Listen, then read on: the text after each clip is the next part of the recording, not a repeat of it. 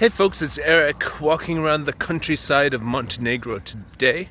I'm on holiday, but I still have to do a little bit of work for my company while I'm away, essential services, let's call it, paying the staff. So I was just doing that. And I was just reflecting on sort of like the different money habits and how some people spend all their money recklessly. And some people are way too stingy and way too tight on the wallet and all that sort of stuff. And basically, it led me to sort of analyze the contrasting ways that I was raised in my household with my mother and father and grandparents and stuff like that. So, yeah, I'd say I'm in a really good place with money right now.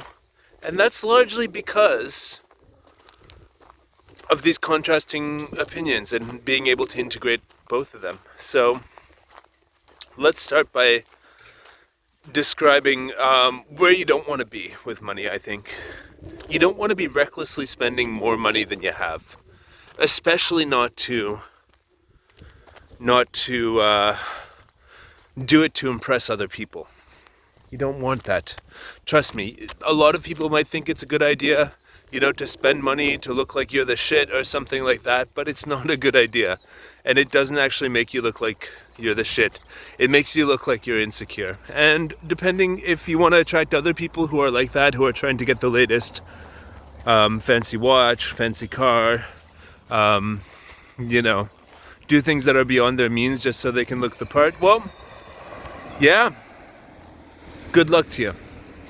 As you can see, I don't dress extravagantly.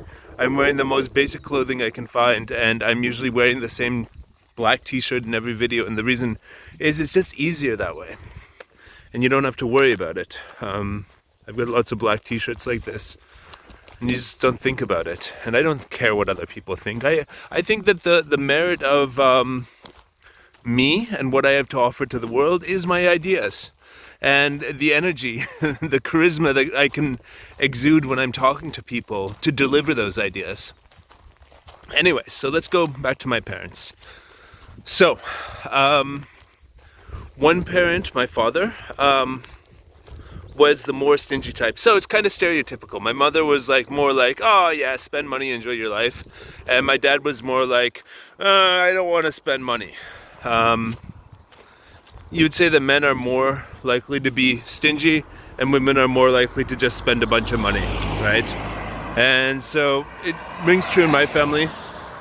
But it was interesting to note that my dad never had the stability in his career that my mother did, I suppose.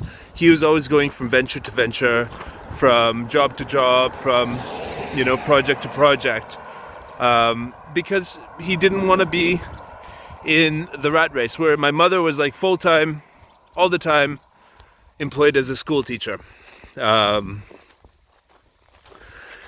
had a steady salary, which was, among the highest of what they paid school teachers in the province of Ontario, I suppose. I think it was, yeah.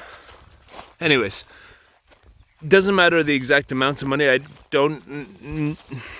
I don't want to talk about that so much, but just the attitudes towards money. So stuff and how it impacted me. So I was always sort of raised to just value money by my dad.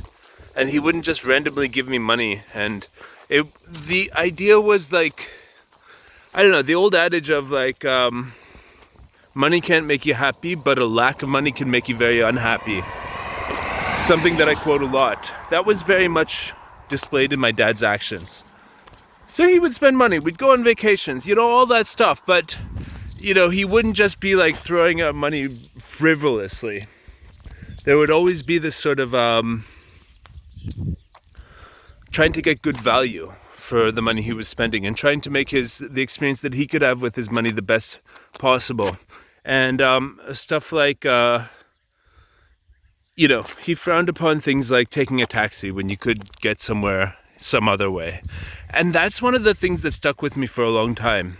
And I'm happy to report that over the last year or so, now that I'm out of scarcity with money, I do take taxis places on a whim because I look at the amount that it costs to take taxis in a place like Serbia, where I live most of the time.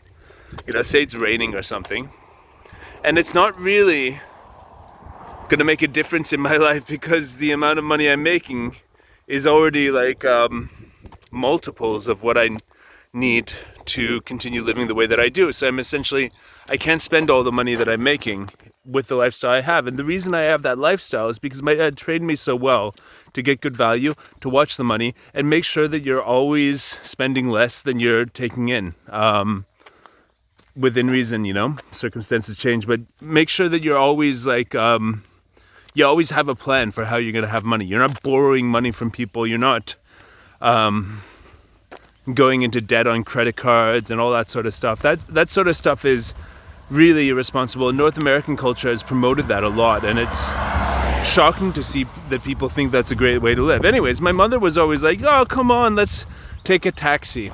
And, it'd be easier. I'm tired. And these emotional arguments. And a lot of the time, people do make these emotional arguments when it comes to money. Whereas money is something I think that, yeah, there should be emotion behind it, but your mind should control the emotion, like, behind it. And you have to keep both of them. Like, money, be the master of it and control the emotions. But, now that I do have money, on the way up, like I found a lot of the time, I was hearing the voice of my dad in my head. No, don't take a taxi.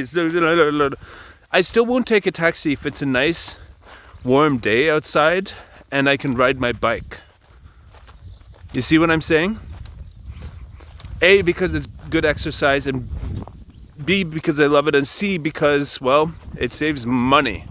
But I will take the taxi if I'm running late, and my dad also taught me to be really good with time. If I'm running late and it's raining, or if it's cold, or if I got a bunch of stuff to carry, rather than taking the bus, I will take a taxi now. And I can afford it. I've deserved that. So, yeah. And my mother used to give me money because she thought it would make me happy, that if, I'll give you money and you can spend it on something that you love. And it was a way that my mother showed me, that she wanted me to have a good time, was by giving me money, where my dad almost never did it like that. So I feel that with those two contradictory perspectives in my family, I mean, watching them argue about that stuff was not fun. But it was interesting to hear those arguments, and I guess I still hear them in my head to this day. Right? So, yeah, interesting, isn't it? So, how do you spend your money? How did your parents train you about it? And do you feel that you're on the path to wealth? Because on my path, I never was too much into saving. I was more like hitting the next level of what I'm doing. Like taking risk to, move to Europe, taking risk to all this stuff. Because I figured that if my risk-taking mentality and if what I was doing paid off, then I would have lots of money later to save for retirement, for example. And now it looks like I'm going to have lots of money. I do have lots of money. Somewhere in the six figures now. I'm a Serbian dinar millionaire. But, so where do you draw the line on how to be conservative with money and how to be liberally just like spend money in your life? Let me know in the comments below. I hope you enjoyed this video, and any other thoughts or questions about money, put them below. Thanks a lot. Catch you guys later.